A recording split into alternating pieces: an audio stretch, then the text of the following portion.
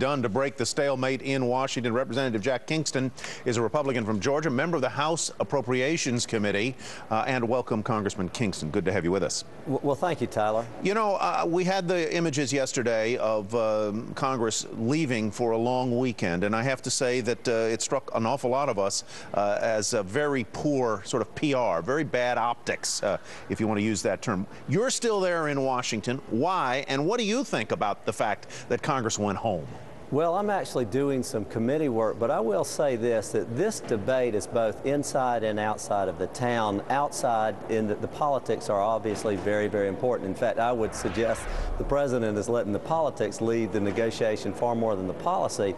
But when members go home, they have an opportunity to meet with small businesses, as the president is in fact doing today, and they can go back and talk to their constituents. And one of the things that I find, Tyler, when I talk to my constituents, they are saying, you know what, I think you should be flexible on the tax increase question, but you need to be extremely firm on the spending cut. And I think that's where the whole problem is right now. We're hearing so much from the president on let's increase taxes on small businesses and the wealthy, but we don't hear anything solid in terms of what I'm willing to do in exchange to reduce government spending. I don't want to belabor the point on people going home, but I assume that an awful lot of the members who have gone home are hearing from their constituents go back and go to work and solve the problem here, rise above the partisan rancor. And, yes, you know, the Congress was on a holiday for Thanksgiving not that long ago. Let's talk, though, about three areas of real critical importance in this discussion. One is, what would you do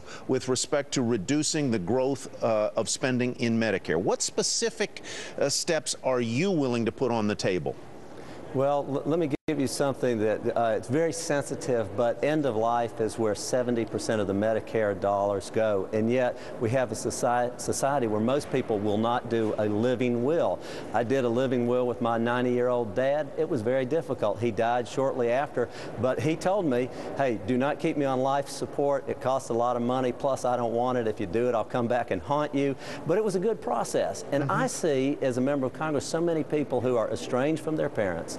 They've moved away. They had a falling out 20 years ago, but they're the ones who say, do whatever you can to keep mom and dad alive until I can get back to town. And, you know, if you have a living will, you're going to save lots of money. And I think one of the potential discussion points is, should we require living wills? Because that would save a tremendous amount of money in Medicare. Now, we can also revisit tort reform, because we know frivolous lawsuits crank up the cost of it. Right. And to me, another part is something like a medical savings account that would put some deductible in there so that people are motivated to save those third-party dollars. That would reduce the cost tremendously. But you know what? This is part of the discussion which we are not having, and it is a part that we should be having. It's a very fascinating point on end-of-life care, which is, as you point out correctly, the biggest single item in the Medicare budget. Let's talk about two other areas of sensitivity to you. One is military spending. You've got Fort Stewart in your district, Major Air Base in your district. How much are you willing to see a defense cut, if at all? And second, how much would you be willing to see farm subsidies cut? That is a big area of importance for you in Georgia. Well, if I can combine those questions, right now, as you know, sequestration is a $1.2 trillion uneven haircut, in that there are 107 federal programs that are exempted from it. And because of that, it disproportionately falls on military. Military would have to have another $54 billion cut this year, on top of a $479 billion cut that's already been agreed upon. Another approach would be to say, you know what, don't exempt any of the 107 programs, put everything on the table. If you did that, you could have an across-the-board 3% cut. Now, we've done this in the state of Georgia. We've been reducing our budget for the past 4 years, 3 cents at a time, and it is a reasonable way to go about it. As you say, the spending is in Medicare, it's in health care, it's in military, and it is also in retirement. You can't reduce spending unless you are bold enough to go to those accounts. But if you put a 3% across the board cut in, then that would, to me, going to a federal agency and saying, can you spend 97 cents instead of $1? That is a reasonable way to do this, and it reaches the president's goals and Mr. Boehner's. Let me get your 30-second pitch on what I think is a fascinating proposed reform to the tax system. I know you favor a consumption tax. How would it work? Why is it better than an income tax? Very interesting.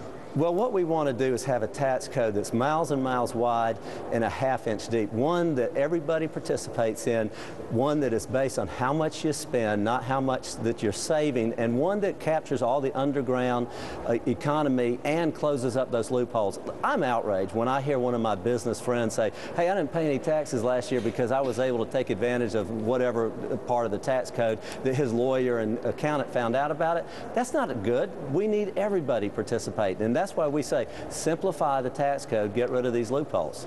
Congressman Kingston, thank you very much.